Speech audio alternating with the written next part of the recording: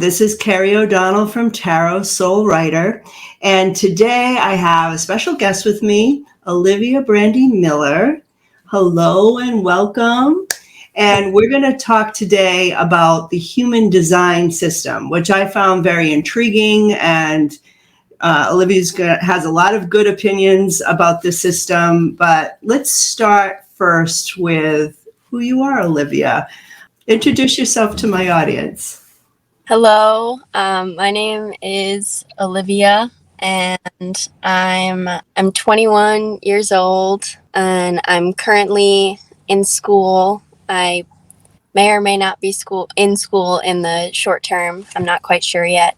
I guess I'm exploring different methods of transcendence and looking for different methods to go about healing and going about my life in a way that's harmonious with my environment, and learning how I can be of service to others through that.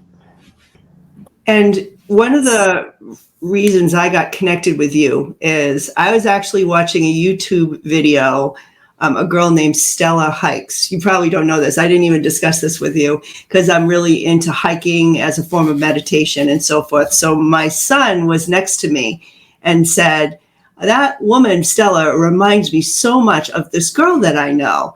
And that's when we got into this conversation. And he was like, you would really love her because she's, exploring all kinds of, different avenues in life. And that's when I connected with you, because I think it's really intriguing that someone so young can, I guess, be attuned to being that self-reflective. Because I know when I was your age at 21, I was not self-reflective. I was probably the opposite. I was more reactive.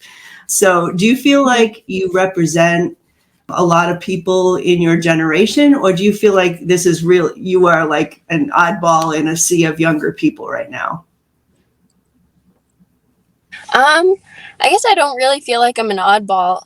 At least the people that I've been interacting with over the course of the past couple of years at school and even outside of school, it seems like a lot of them are pretty self-reflective and thinking a lot about their behaviors, working through what makes them reactive and impulsive and those kinds of things. It's like, I think it's possibly just because of the social climate. I don't know if that's the right way of saying it, but it's kind of pushed a lot of us in this generation to focus more on being I don't want to say like a productive member of society. That's not what it is, but like to be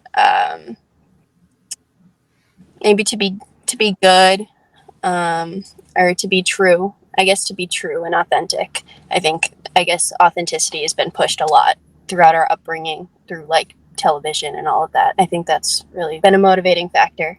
And I guess that doesn't develop all of the members of our generation. I think there are definitely extremes and stuff. And I think it's possible that because we experience such extremes, it's become more important to be self-reflective because we have this heightened sensitivity as a generation. Yeah. So tell me a little bit, because you talked about like the social influences that helped you and maybe other people in your generation to be more self-reflective. What are some of those social aspects? Because there may be older people who could guess, like maybe social media and that type of thing. But in your experience as a younger person, what are some of those social experiences that brought you on that bridge to being more self-reflective? Yeah. Okay. I think that social media definitely played a huge role in that, and does play a huge role in that for people, because I guess there are multiple ways to go about navigating social media, but like a common way is kind of posting things to seek approval from an audience, and feeling like one can almost like market themselves really well and show how good or right or just or awesome they are in order to be kind of accepted. And I think also even in a person-to-person social sphere, there's a heightened sensitivity to any, I'll say maybe like political views, and how like subtle or nuanced those differences can be, because it's become kind of like a psychological thing. Like everyone has these different frameworks based on different generational political views. And I'm using the word political, but it can definitely apply to like other things. And so in a social sphere, there are often these like subtle reactions to our behaviors or things we might say that push us to think about why we would have behaved in a certain way, what could have caused that sort of tension or like that trigger to make there be distance between us. It's funny because you had said also about being your authentic self, and that how many people who are younger are trying to search for that being authentic. And then you're like explaining how you've almost had to market yourself in the social world.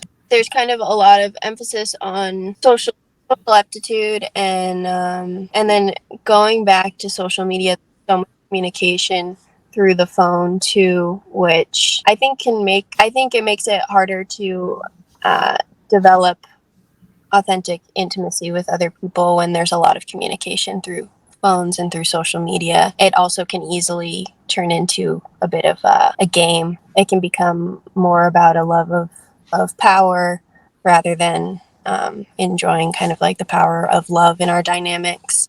No, I mean, that's awesome.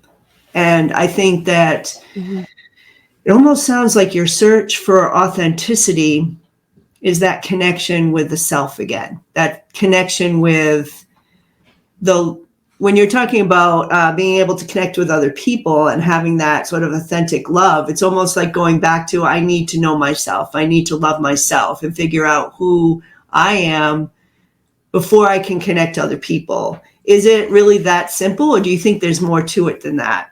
I think that's a way of putting it. I think that some other people might put it in different words, but I think that simply if we have a healthy relationship with ourselves, then naturally that will trickle out into our environment and allow for us to maintain healthy relationships, and then allow for the ones that aren't so healthy to trickle away because they just don't feel true or right. But I guess it's also valuable to have a system or a community that enriches that and not have purely the responsibility of the individual to develop healthy relationship with their environment. Like it is a two-way sort of thing, I guess. So in that sense, it's not so simple.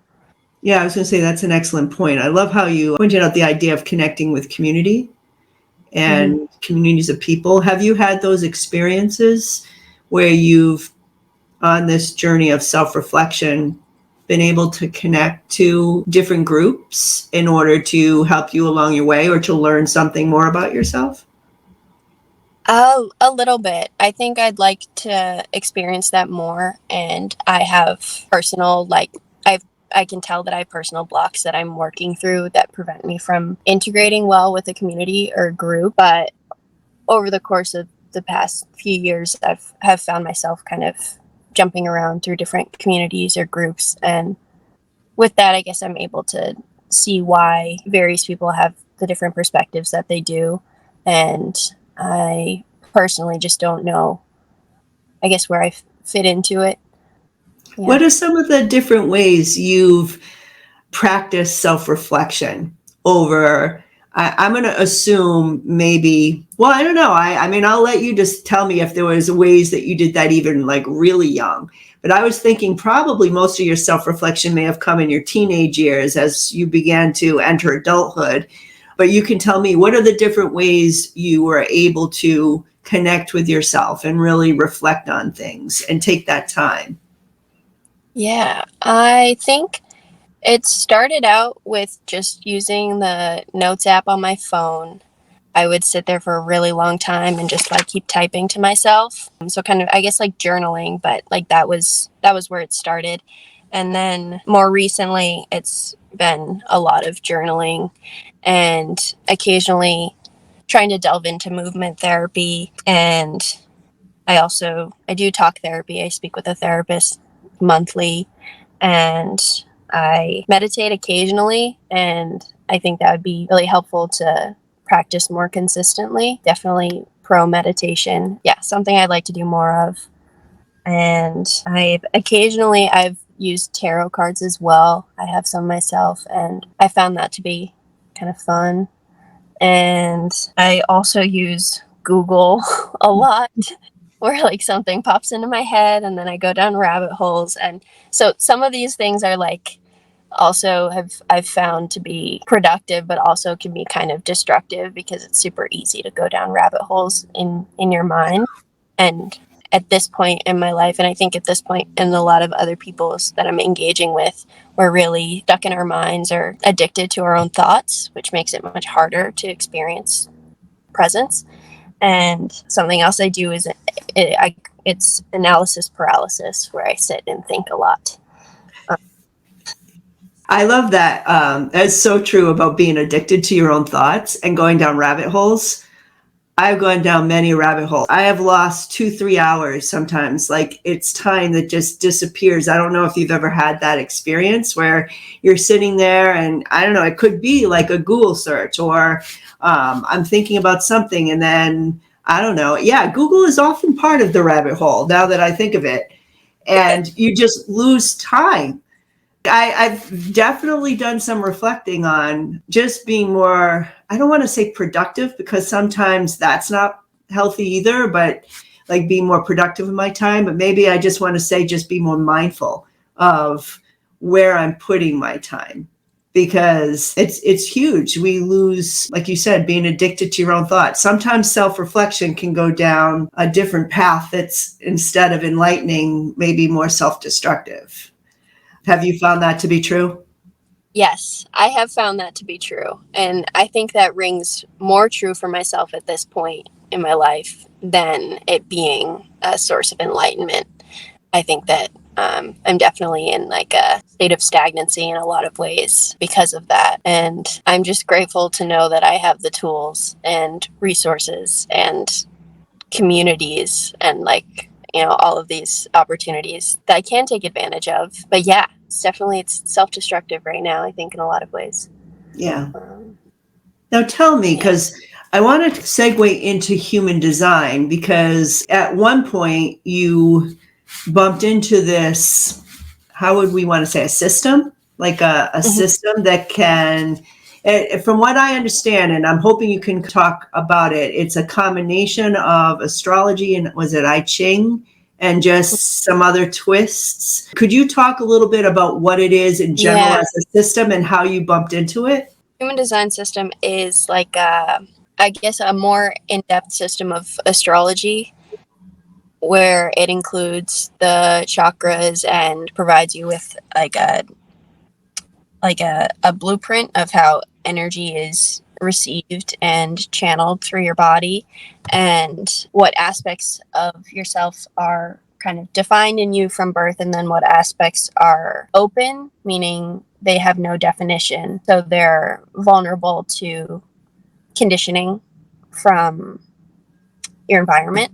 It uses the I Ching, which is there's 64 hexagrams in the I Ching, and those are mapped out in the astronomical sky, and they're said to directly parallel your 64 DNA codons, and then just whatever's defined in your chart is what you have kind of defined genetically. And then what's undefined is what's changeable. It's said to help you, I guess, escape your mind and be driven by your natural responses to your environment so that you can move authentically through life. Now, I wanted to look at my chart because I had so many questions. So when you told me about it, I had printed this. I guess you could put in your birth time, very similar to astrology. So I went to, is it the Jovian archive? And I put in my birthday, year, and my birth time, just like as if I was doing an astrological chart. And then I got this configuration. And I just wanted to ask a few questions because right up here, it says, my type is a manifesting generator. Can you tell me a little bit about what the type means and maybe what it means to be a manifesting generator? The type is your energetic type. It's supposed to describe your aura. So there are 4 types. There are generators, manifesting generators, manifestors, projectors, and reflectors. So there are 5 types. And so 60% of the population are generators, half of which are manifesting generators. Generally, with a manifesting generator, they have the power to manifest things in their lives energetically without the need for another person's energetic definition, if that makes sense. Yeah, that makes sense. Okay, so you have the ability to manifest independent of others to some degree. And then the aura for generators is open and enveloping, and they are kind of the most magnetic of the energetic types. Well, let me ask you, what are you? What's your type? I'm a pure generator. Oh, so you're a generator too. Yeah. And what's the difference between a pure generator and a manifesting generator? I think that, at least from what I've observed, it seems that with manifesting generators, they have a tendency to, in like a social sphere, to initiate and be the driving force that creates events for like other people to go to. And yeah, they tend to just make things happen a lot more rather than kind of wait for opportunities to come to them. They often end up initiating a lot of those things. Right. That's what I've noticed behaviorally. Well, let's go to another aspect, because it also says, I wanted to go to that inner authority. It says my inner authority is it sacral? Did I say that right? Yeah. Sacral. What does that mean? So What's my inner authority? your inner authority is basically what your natural yes or no response to something might be, separate from your mind. It's the idea like come from within. So the sacral response would be like or like those are the natural responses, and you can actually you can do exercises to strengthen that, to know when it's a yes or no for you. But everyone has like a different authority, or not everyone has. There are multiple different authorities that each person can have. Someone who has a solar plexus as their authority, it's about like waiting for the right time on their emotional wave to make a decision, that they have to let it sit, sort of thing. Whereas with someone with sacral authority, it's the idea that they can kind of channel an immediate yes or no kind of gut response to whatever kind of question you're trying to answer, or if someone asks you to do something. Yeah, that makes sense. I mean, I started this whole interview saying that when I was like your age, everything was very impulsive, very yes or no, like immediate. It wasn't a lot of thinking about it, which I guess kind of goes along with what my inner authority is naturally according to the system. What's the definition? It says my definition is a single definition. Definition has to do with, like, on the chart you'll see you have 6 centers defined there, and they all have a channel connecting all of them together.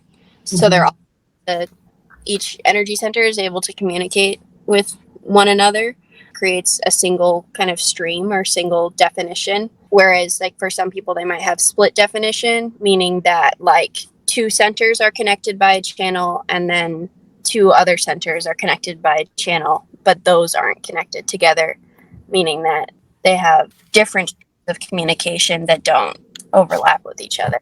And I had to ask about this one because not self-theme, and I'm frustration. So I definitely want to know about that.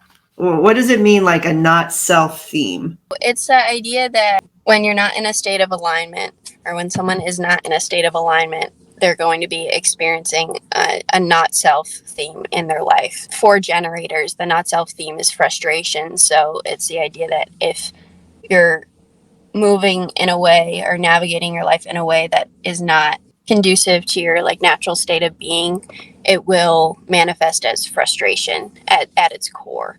Like what's being experienced as kind of the negative polarity. And so with projectors, it's bitterness. With manifestors, it's anger. With reflectors, it's confusion. And then with generators, all generators, it's frustration. All of them. Okay. It's kind of true. I mean, I would say that's probably very true for me. That's why it kind of stood out. And what does it mean, the profile 2-4? So your profile, it has to do how your general way of presenting yourself to the world. Your profile is the hermit opportunist 2-4.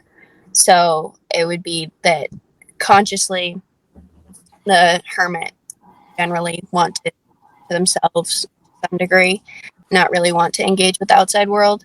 And then the 4 is the subconscious or in your design, and that's opportunist, which the opportunist has a lot of enthusiasm to engage with the outside world and wants to network with other people. So there's, I guess, kind of a polarity there.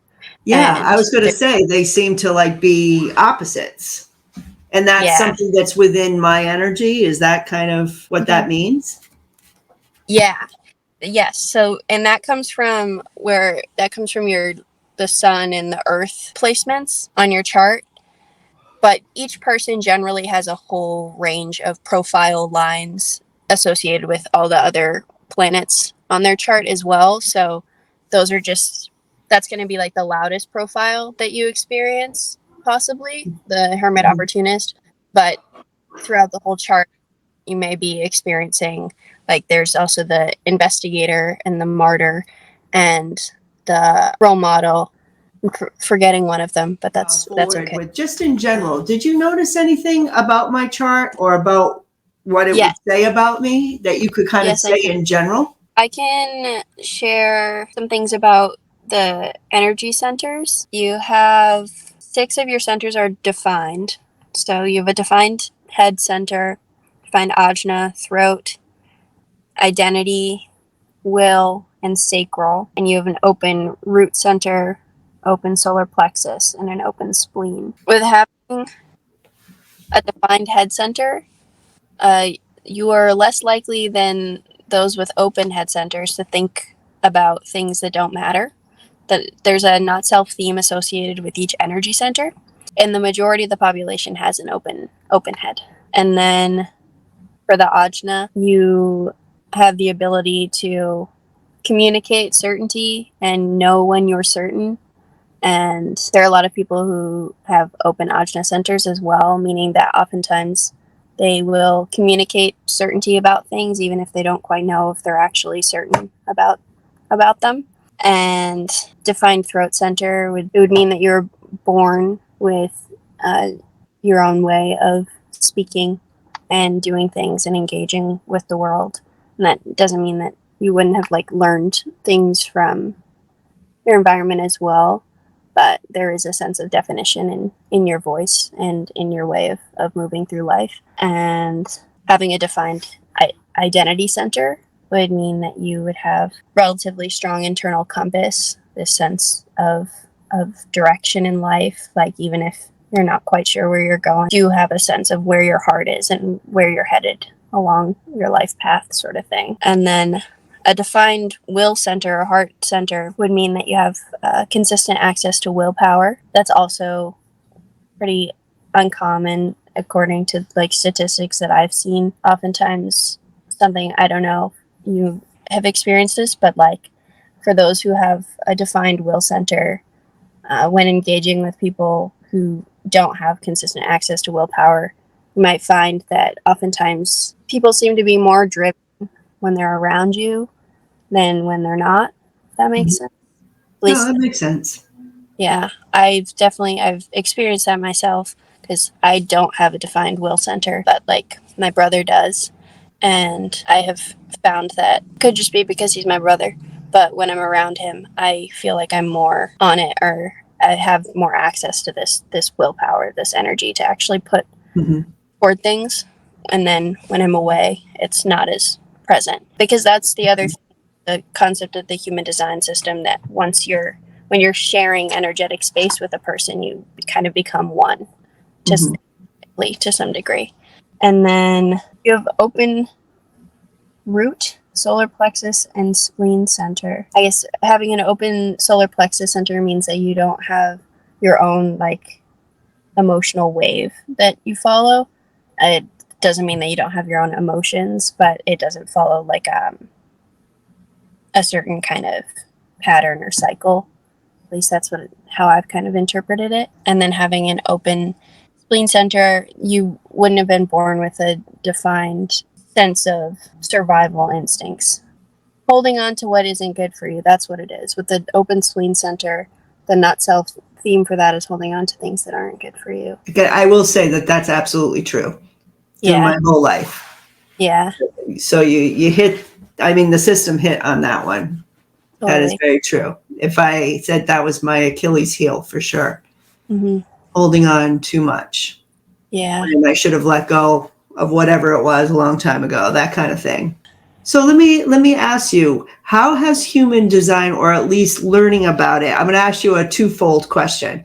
How has this helped you in your journey of self-reflection and learning about yourself? And then what are your reservations about the system as a whole? Because I know we had talked about that as well. Okay, yeah. I think that personally, I like things that show patterns in general and have like abstract descriptions and stuff. And it's kind of like a riddle, a little bit like a game. And that's a lot of what it seems like interpreting charts is like. I think it's been fun, and it's offered some explanations for my behaviors or behavioral patterns.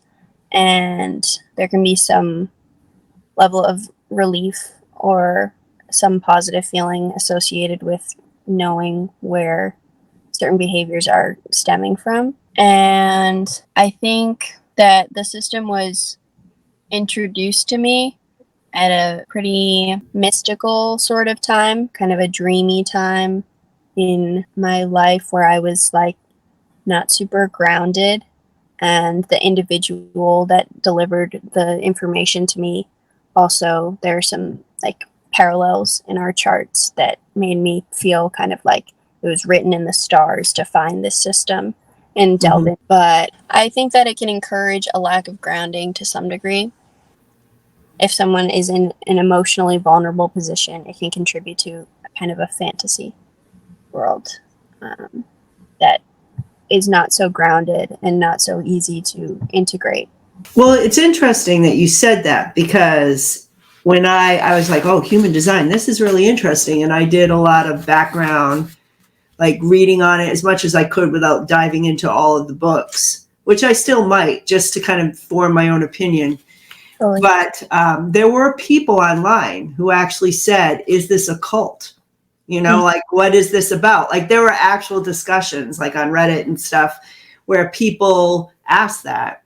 And I think the majority of the people would say, no, it isn't, but it could be. Like anything, if you go fall down that rabbit hole, right? If you allow yourself to, like you said, just go all into the point of losing touch with the outside world or reality and how it fits into how you interact with that outside world. I suppose this or anything else, including like my tarot card reading or astrology or any of those systems, could be, I guess you could say, detrimental. I mean, is that kind of what you're saying or seeing? Yeah, absolutely. That's totally accurate.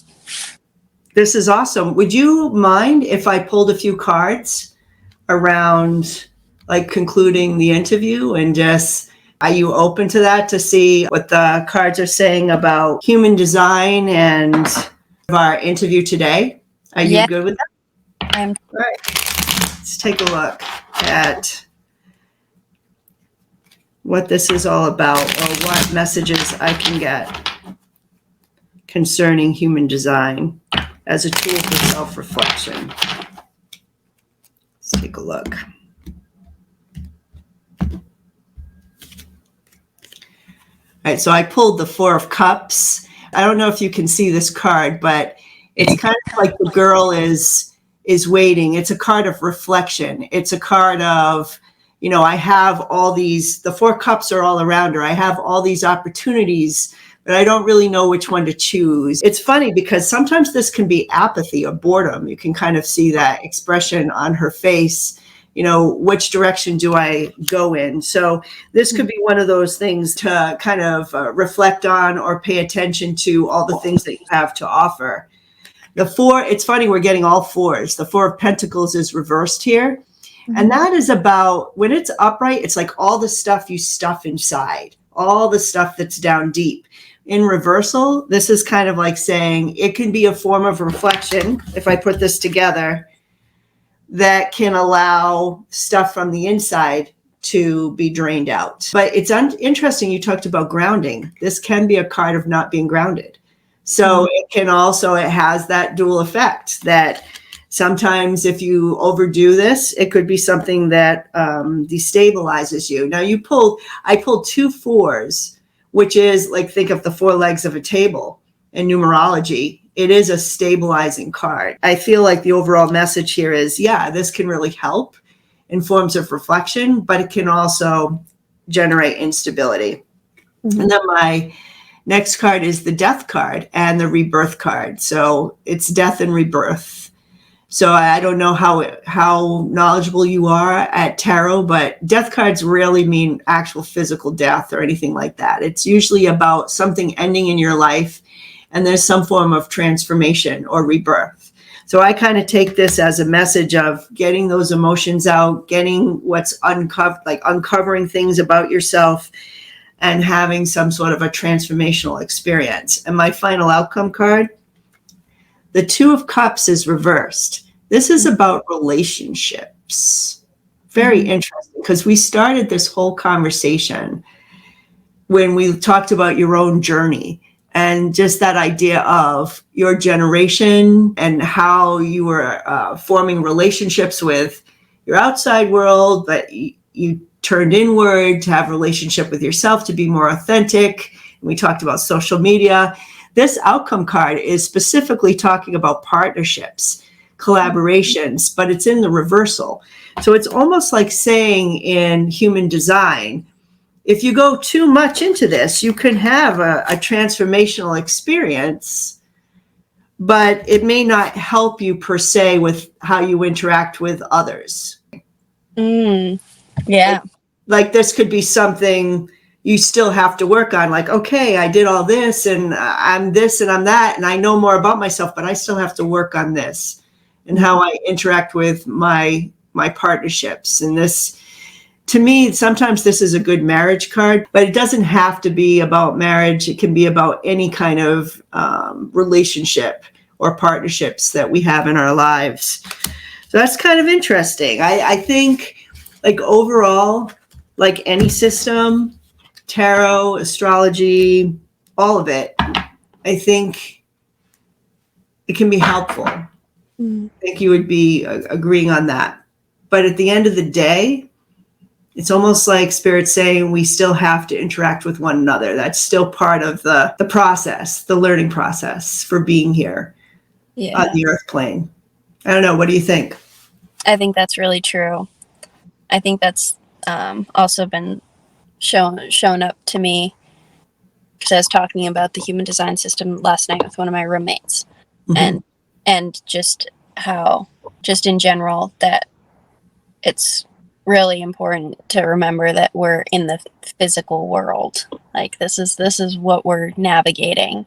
Like it's think about and look into all the different kind of spiritual sort of things, but it's helpful to remember that we are incarnated here. And to remain present and to engage in life. I didn't think that that's where the interview would go ultimately, but as always, I just kind of go with where it's naturally going to go. And I think that that is a really important message for people who are on that spiritual path, that spiritual journey. And I know that you wouldn't have said that you are on one, but I kind of feel that you are. in navigating the world and learning more about yourself. And as you said, to ultimately be able to give back to the world authentically, which is what we're all here to accomplish. So I really appreciate you coming on, Olivia. I think this was an enlightening conversation. And I hope sometime down the road, as you develop and grow, you can come back on and tell us more things that you've learned. That would be awesome. That'd be really cool. Kind of say like, okay, a couple years later, where's Olivia? And like see how things have progressed. So definitely keep in touch. This was awesome. Yeah, thank you. And if you want to learn more about the human design system, I'll put some links below. We are not advocating for this system. We're not saying this is the end all be all. We're just saying this is one thing that's out there. And if you want to investigate for yourself and kind of make your own opinion, I will put some links below so that you can do that. So that's my interview today. Again, thanks, Olivia, and I will see you soon. Thank you. Bye-bye. Bye.